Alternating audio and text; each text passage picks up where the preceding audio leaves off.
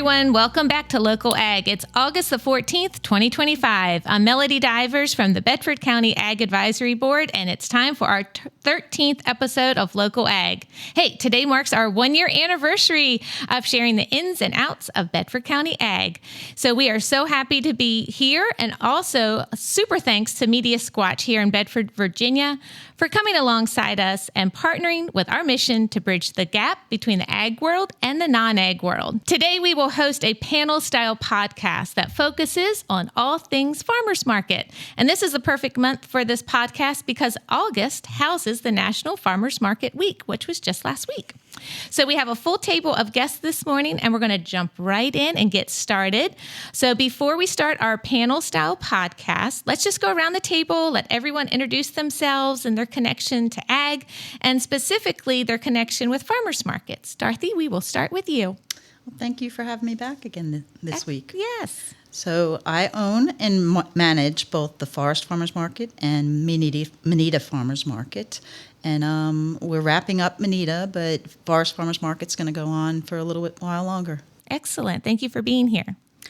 Hi, my name is Jen Lazowski, and I represent Hidden Meadows Farm, and we attend the Bedford and Manita Farmers Markets. All right, so you do two of them. Yes. Excellent. Okay, because one's on a Wednesday and one's on a Saturday. Right. Okay, That's right. Excellent. And last but not least. Hi, thanks for having me back. I'm Jen Kohn from the Little Otter Flower Farm, and we are at the Bedford Farmers Market. Excellent. Wonderful. And you have been here before, so you know how this goes. So welcome, everyone, to the podcast. And like I said, today's going to be more like a panel style. So I'll pose a question, and then guests, you just answer as you feel led. Just pop on in. And if you have an answer, go for it. And if all of you have an answer for a question, go for it. So it's going to be, as always, casual and a kind podcast. And let's just pretend we're sitting on my front porch just chatting it out, okay? All right, so the first question, starting off, regarding farmers markets. What are the biggest benefits of selling directly to the consumers at our local farmers markets? I can start if you Go want. for it. Because the Little Otter Flower Farm was started by Inform Max, who has autism. And our mission is growing flowers, people, and community. And so it is central to who we are and what we do to be at the farmer's market. And the fact that Max, a young adult with autism, will say that his favorite thing to do is to go to the Bedford Farmers Market is just a testament to how wonderful that market is. Wonderful. And I love that you mentioned community because that's where you want to be, is right there in your community with others and the community coming to shop. So I love that really lines up with your mission statement. Wonderful. Anyone else want to jump in? Yeah, I will. Excellent. We're a farm run by my husband and I, and the farmers market is perfect because, we can bring what we have. And there's only two of us, so we really couldn't open up a shop and hire labor to run the shop when we're doing the work on the farm. So, my husband is an avid grower, and he's been in agriculture all his life. So we grow what we have and we sell what we have. Mm-hmm. So that's it. It really works out. And the community aspect. I think, we have a great bunch of people that come to both markets, and we've developed friendships because of it. Good. And so I think, it just works for us, and, we very much enjoy it. I wanted to ask, could you share with our listeners I know that Jen, they do flowers. Can you share what your farm specializes in? You can describe our farm as an old McDonald farm. I love that.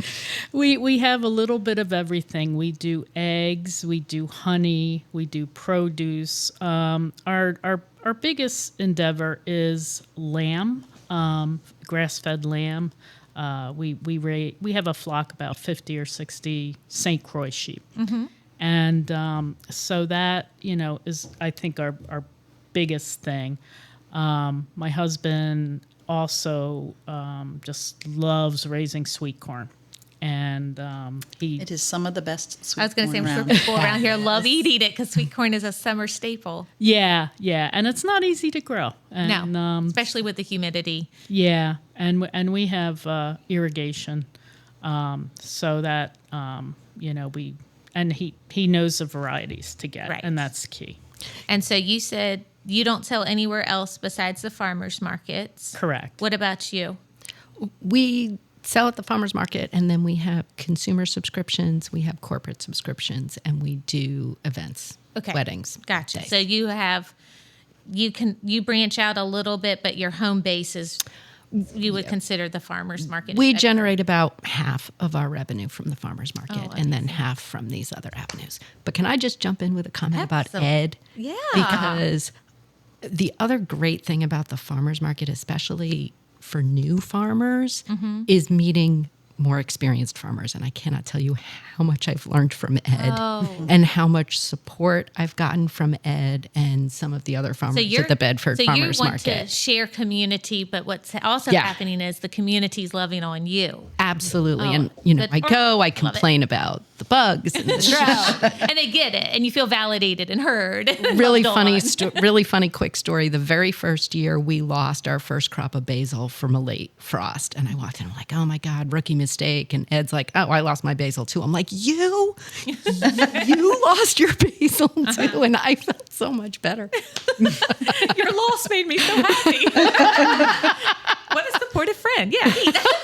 I'll never forget that. No, but it does make you feel like, hey, it's not. This is Johnny and I. We always say about farming. You know, some people go to Vegas. We roll our dice in farming. That's how we Absolutely. that's where we roll our dice is farming. So I think that would be a good gambling. But farm just story. if there are new farmers out there, and I still consider myself a very new farmer. This is our 5th year. But if there are new farmers, the farmers market is not only a great place to sell your stuff, but a great place to connect with other farmers and learn from other farmers and have a community with other farmers. Excellent. So on the flip, and Dorothy, you may see this from a different angle as a manager, but on the flip, what's the biggest challenge you see in selling in local markets? The biggest challenge is getting there, getting your product that you don't lose it to a frost or Like bugs. the variables The that you variables, have it's no control of. Yeah, because I have a couple of vendors that have amazing farms, but the rabbits get in, Oh, gosh. or the irrigation stops, and they didn't realize the irrigation had stopped. So it's things that are usually not in their control that are usually the hardest to watch. I have several that it's just this year was a little bit hard because the heat in the early stages that killed a lot of like the lettuces and the greens. So that's their cash crop during the spring, and they can't sell it because they don't have it. So it's nothing with the market itself. It's all behind the scene variables. It's mostly the behind the scenes that usually is the issues with them coming, Okay. and with them selling. Gotcha. Would you two have anything else to add to any challenges? Well, just that. Every year is different. Last year we had eggplant. They love hot And dry, peppers. and peppers.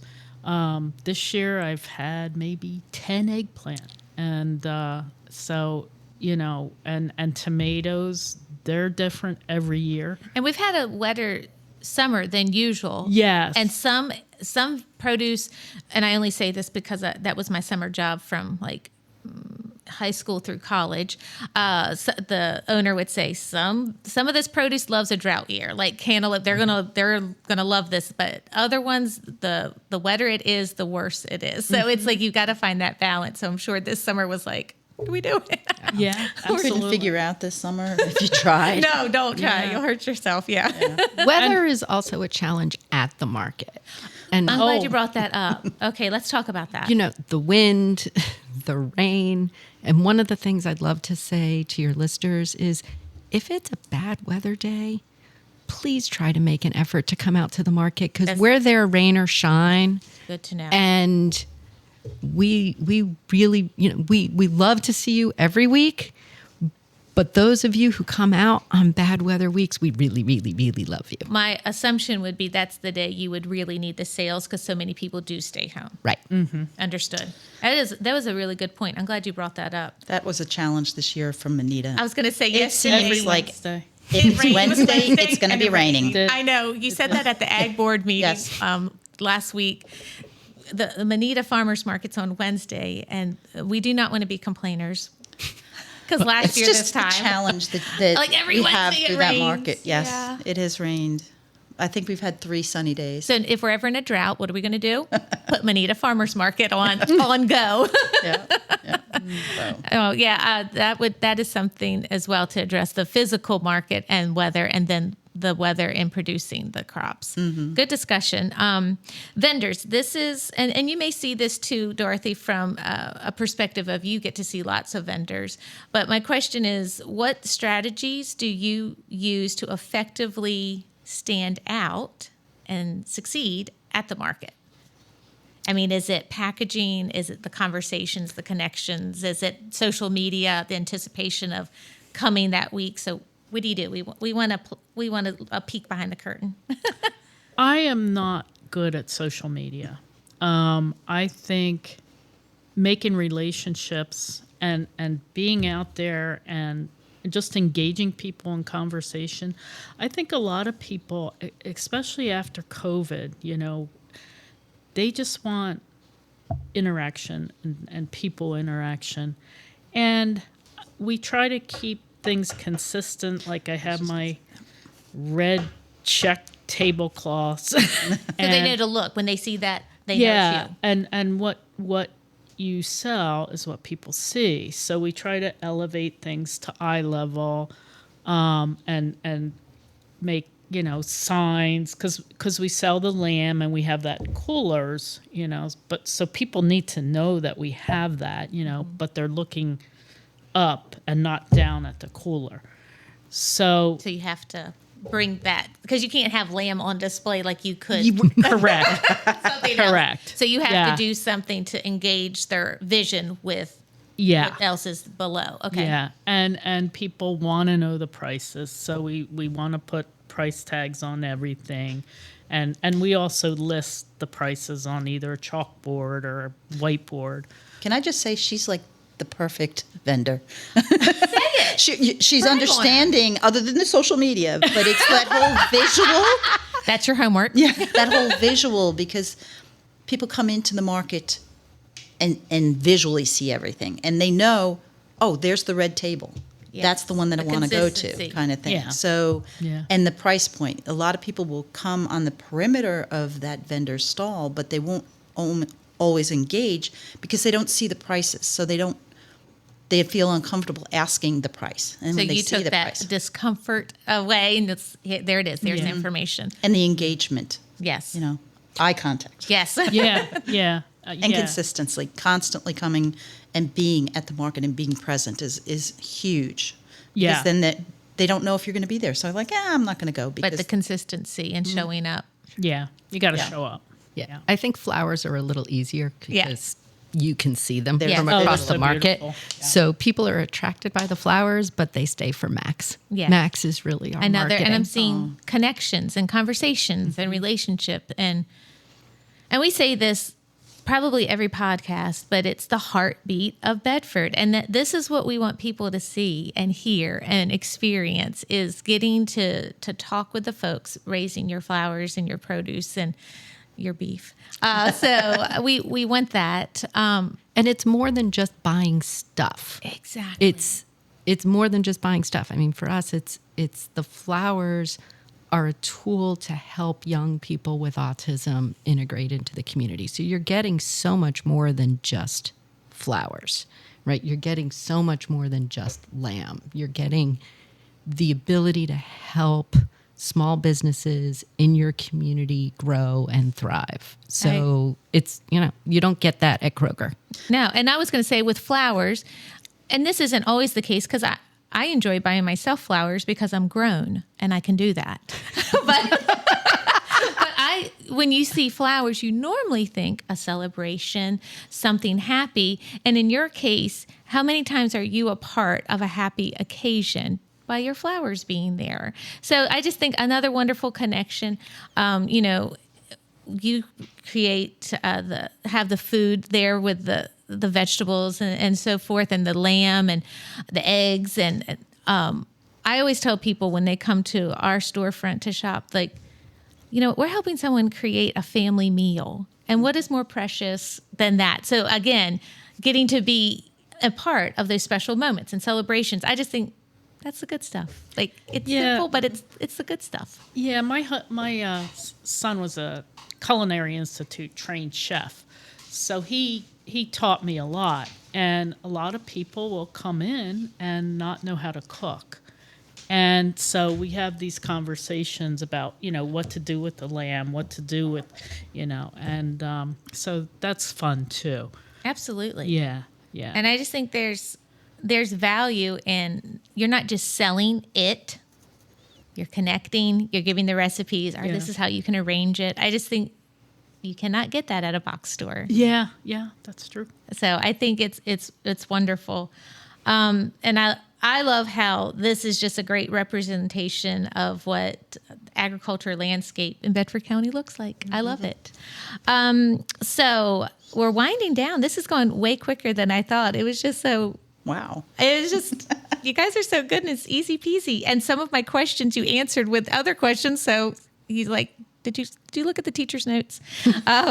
So looking ahead, what do you think is the most crucial consideration for farmers markets to be successful? And I'd like to hear from everybody on this one. I would say the consistency is what I see. You can grow because you're getting the community when you're there and you're showing up. It's hard to make those connections when you're not there, kind of thing. So that's what I'm usually. So we need the community to be there, and we need the vendors to be there. It's the two-part. You have to have the vendors so that the community's coming, but you need the community to support the vendor.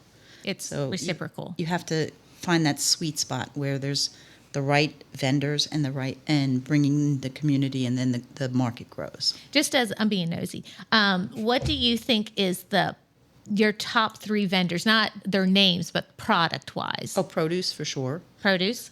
Meat and eggs. Okay, so those are the top 3. Baked goods somewhat, but usually they come in that first hour, and I'm sure it happens in Bedford.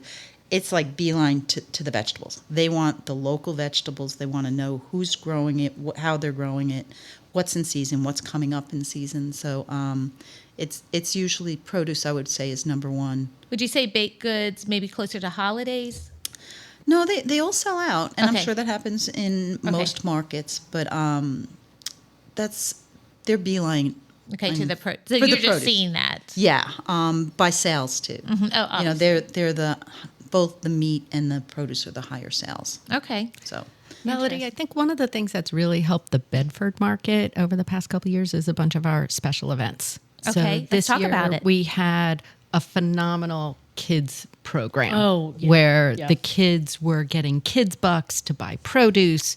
We had all sorts of tastings. We had edible flowers. We had, and it really brought families to the market. Last week we had the pickle off, and Hidden did that Meadows won the pickle off. Congratulations, Are you like a Jen. pickle queen, or what is that? A tiara? We're going to have the Czar. big, Do I get a tiara? Yeah. This week at the market, Max is doing the Dog Days of Summer fundraiser for the Community Pet Coalition. good. So, he's doing a flower demonstration at 9:00, and people can make their own with the proceeds. So having those special events, we also have music at our market every week, and that is really a big draw for Yes. families to come down. We always have sidewalk chalk for the kids.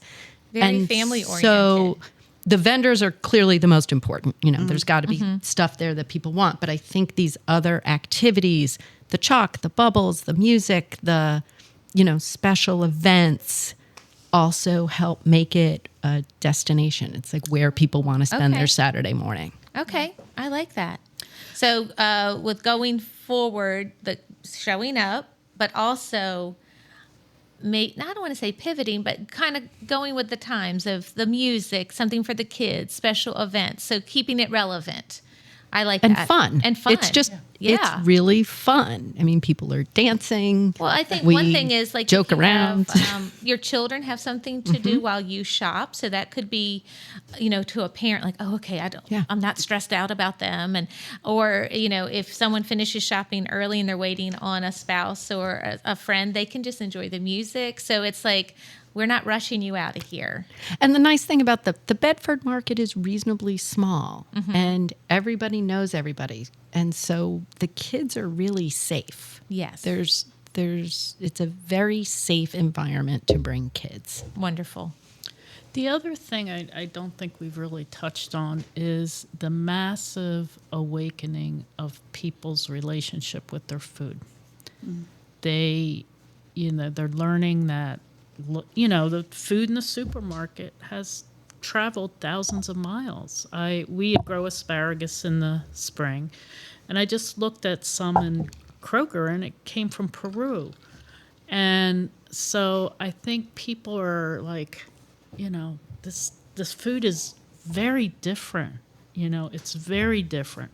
There's a disconnect to where the food's coming from. Absolutely. They don't know where their food's coming from, and they're waking up and trying to learn nutrition. And so I think all of that is, contributing. And I think in the past 5 years, because we know what 5 years ago was, there was, I think people really did, I agree with you, people really did start to have the conversation or go, oh, I can go right to a farm. I can buy, I don't have to do. Yeah. And I think that though that time period was rocky, it did help. I think in the ag world, it helped bring people back to the farm. And on our end, we've noticed a lot of people that are, and you might hear this too, having conversations like, well, my grandma used to always can, or grandma used to always cook a chicken down and we used every part of it. And now we're like, grandma wasn't crazy. You know what I'm saying? Like grandma knew what she was doing. And I'm seeing the pendulum swinging back to what made sense, what was frugal, what was good for your food pantry in your own home. And I've seen a lot of people starting to go, yeah, I know this, but I got away from it. I have a story from a while ago that they're starting to be aware. I had somebody come in looking for eggs. They wanted to know the variety of the chicken, but they wanted to know what that chicken was being fed. So they weren't just aware that they were getting the local chicken. They wanted to know how far down. Was it foraging, what kind of feed they're doing and stuff like that. And I thought it was quite interesting just coming in and I'm like, well, I want to make sure that it is non-soy or whatever, but it was just interesting that they were that specific in what they wanted. Just the egg, not even, the beef or the lamb. That they were just the egg. Yeah, and I they think were very specific.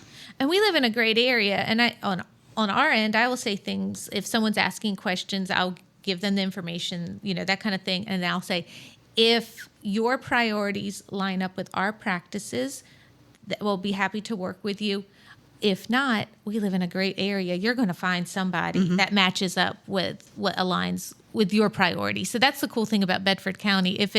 We have so many different choices, and I just love that. I think that's great.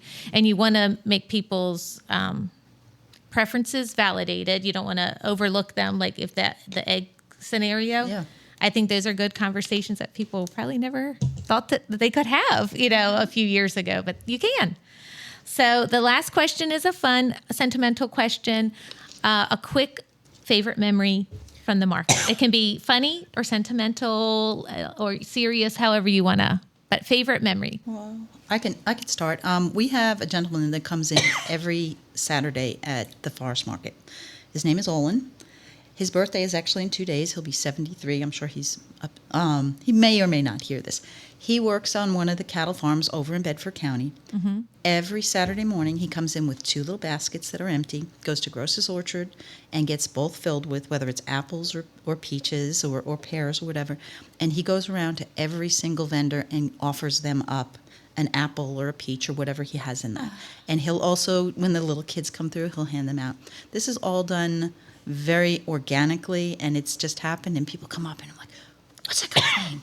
why is he giving those out? And I'm like, because that makes him happy.